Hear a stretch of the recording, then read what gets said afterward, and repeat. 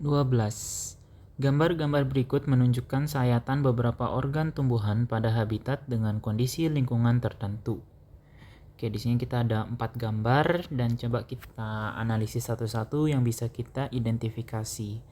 Jadi dari gambaran yang pertama ini, kalau kita lihat dari struktur terluarnya, sini kelihatan ada yang namanya epitel atau epidermis ya sebagai struktur pelapis terluar.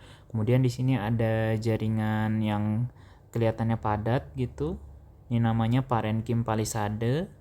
Kemudian di sini ada jaringan yang lebih longgar mirip kayak yang tadi. Itu namanya parenkim spons. Kemudian ini ada pembuluh vaskularnya. Dan di sini ada struktur yang unik yaitu penonjolan ke dalam yang kita sebut invaginasi. Dan di sini invaginasi itu dia masuk ke dalam dari arah permukaan ya. Dan kemudian di sini tampak ada stomata yang dimana ini berarti merupakan struktur modifikasi yang kita sebut invaginasi stomata. Jadi dia masuk ke dalam untuk menekan si stomata. Kemudian ini ada rambut yang membatasi stomata. Oke, apa tujuan invaginasi stomata? Invaginasi stomata itu tujuannya untuk menekan stomata ke bagian dalam dan mencegah terjadinya transpirasi berlebih. Karena kita tahu ya kalau stomata itu fungsinya dalam pertukaran gas. Salah satunya pertukaran uap air nantinya. Oke, yang kedua yang bisa kita identifikasi di sini adalah struktur pembuluh vaskularnya. Mungkin sekilas ini mirip daun, tapi kalau kita ngelihat lagi di bagian pembuluh vaskularnya yang membentuk lingkaran tertata seperti ini, membentuk pola, itu merupakan struktur khas pada pembuluh vaskular atau pembuluh angkut baik xilem maupun floem pada bagian batang. Jadi kita tahu kalau di sini merupakan gambar 2 ini merupakan gambar batang.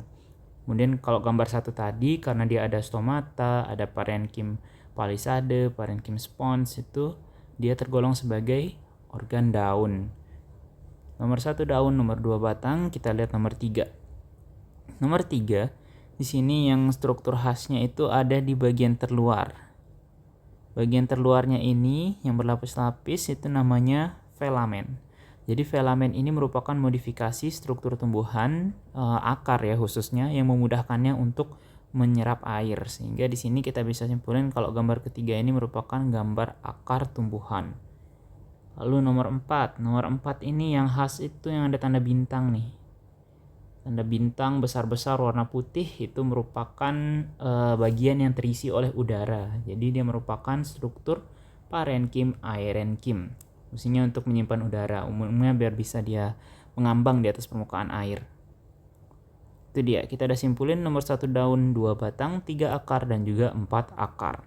Kita masuk ke pernyataan yang pertama. Organ nomor 1 dan 3 memiliki struktur yang teradaptasi pada kondisi kering. Ya, ini jawabannya benar ya. Kita lihat lagi apa aja modifikasi di gambar nomor 1 dan juga nomor 3. Tadi di nomor 1 yang khas itu adalah yang beda maksudnya dari struktur daun pada umumnya itu adalah invaginasi stomata. Jadi kalau daun pada umumnya ya dia nggak bakal ada struktur yang masuk ke dalam kayak gini. Dia bakal normal aja lurus gitu, atasnya epitel, bawahnya epitel, parenkim palisade, stomata di ujungnya. Dan di sini itu nggak demikian. Di sini ada yang namanya invaginasi stomata. Dia masuk ke dalam dari permukaan, jadi permukaan tidak rata. Yang apa tujuannya? Tujuannya tadi adalah untuk menekan stomata ke bagian dalam. Kenapa dia perlu menekan stomata ke bagian dalam? Supaya tidak terjadi transpirasi berlebih, tidak kekurangan air berlebih. Jadi kalau melihat dari fungsi modifikasi struktur ini, itu jawabannya benar untuk yang organ 1, di mana invaginasi stomata itu tujuannya untuk beradaptasi di kondisi kering, untuk mencegah kehilangan air berlebih melalui proses transpirasi yang terjadi di stomata. Jadi di sini jawabannya benar untuk yang organ nomor 1. Sekarang kita lihat lagi untuk organ nomor 3. Organ nomor 3 tadi yang khas itu adalah struktur filamen. Akarnya yang dimodifikasi untuk memudahkan proses penyerapan air. Ya, ini juga jawabannya benar. Tentunya pada kondisi kering, penyerapan air oleh tumbuhan itu akan diperlukan. Sehingga salah satu modifikasinya adalah melalui pembentukan struktur filamen.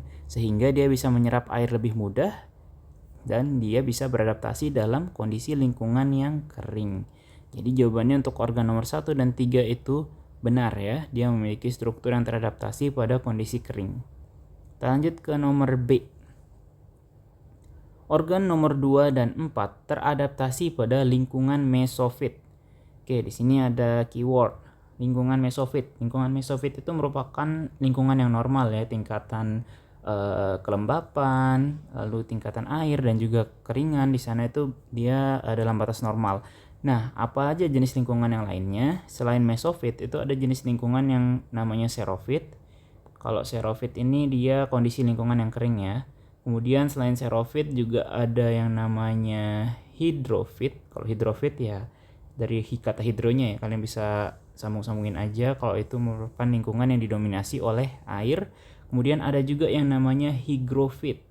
Kalau hygrofit itu adalah lingkungan dengan kelembapan yang tinggi. Oke, kita balik ke soal. Di sini diminta buktikan bahwa organ nomor 2 dan 4 ini teradaptasi pada lingkungan mesofit. Itu jawabannya salah. Kenapa demikian? Ya, kalau lihat dari batang mungkin agak susah, tapi kita fokus ngelihat di bagian nomor 4 ini. Nomor 4 ini yang punya struktur modifikasi yang khas yaitu parenchyma aerenchyma. Yang dimana parenchyma aerenchyma ini tujuannya adalah untuk menyimpan udara pada bagian struktur tersebut atau pada akar tumbuhan tersebut. Yang dimana untuk apa dia menyimpan udara adalah fungsinya untuk agar dia bisa mengambang pada habitatnya. Jadi kita bisa simpulin habitat apa yang memerlukan struktur untuk mengambang. Salah satunya adalah habitat hydrophyte, yaitu hidup di lingkungan yang didominasi oleh air. Jadi kita bisa simpulin kalau gambar nomor 4 ini, gambar akar yang berisikan modifikasi struktur berupa parenchyma aerenchyma untuk menyimpan udara atau mengambang, itu hidup di lingkungan yang didominasi oleh air atau tumbuhan yang hidup di lingkungan hydrophyte. Jadi tidak usah kita lihat nomor 2-nya, tapi karena yang khas di sini adalah nomor 4, langsung aja kita jawab salah. Karena dia hidup di lingkungan yang hydrophyte, bukan mesofit. Kita lanjut ke pernyataan yang C. Sayatan 1 dan 2 berasal dari organ yang berbeda, sedangkan sayatan 3 dan 4 berasal dari organ yang sama. Oke, kita lihat hasil identifikasi yang pertama tadi. Struktur 1 itu daun, struktur 2 itu batang. Kita lanjut ke pernyataan sayatan 1 dan 2 berasal dari organ yang berbeda. Oke, di sini udah benar. Sekarang kita lanjut, struktur 3 di sini adalah akar dan gambar nomor 4 di sini adalah akar juga. Kita lanjut pernyataan, sedangkan sayatan 3 dan 4 berasal dari organ yang sama. Oke, jadi jawabannya benar ya. 1 dan 2 tadi berasal dari daun dan batang, organ berbeda. Sedangkan 3 dan 4 tadi berasal dari akar, organ yang sama. Oke, di sini benar. Terakhir, yang D. Sayatan 1 berasal dari tumbuhan C4. Jadi tumbuhan C4 itu adalah tumbuhan yang melakukan fotosintesis pada bagian mesofil dan selubung vaskuler. Mana selubung vaskulernya? Yang ini ya. Lalu kita lihat C4 ini, kalau kalian mau tahu strukturnya tuh lihat di anatomi crans, dia khas. Lalu di sini kalau kita bandingin tumbuhan C3 sama C4 ya. C ini diklasifikasikan berdasarkan hasil akhir dari pengikatan karbon dioksidanya nantinya. Mungkin kalian bisa pelajari lebih lanjut atau nanti kalau ada keluar soal kayak gini kita bisa bahas lebih dalam. Jadi yang bedain tumbuhan C3 sama C4 atau tumbuhan C4 dan yang lainnya itu adalah struktur dari bundle sheath dan juga mesofilnya. Yang dimana pada tumbuhan C4 itu dia dikelilingi oleh yang namanya sel-sel mesofil. Mesofil ini sama kayak parenchyma tadi ya, mesofil palisade, mesofil spons atau parenchyma palisade, parenchyma spons. Dan di sini dia itu mengelilingi pembuluh vaskularnya. Jadi anggap aja ini silem atau phloem. Nanti di tepiannya itu bakal ada si sel-sel mesofil ini. Nah, sementara kalau pada tumbuhan C3 atau tumbuhan lainnya itu beberapa dia diantaranya adalah seperti ini. Ada pembuluh vaskular, kemudian dia dikelilingi pinggir tepiannya oleh bundle sheath. Sementara mesofil atau parenchymnya itu ada yang sesuai dengan posisi yang kita bahas tadi, ada yang di tepi permukaan rapat untuk parenchyma palisade dan ada yang sedikit lebih longgar itu parenchyma spons. Dan di sini kalau kita balik ke gambar yang tadi,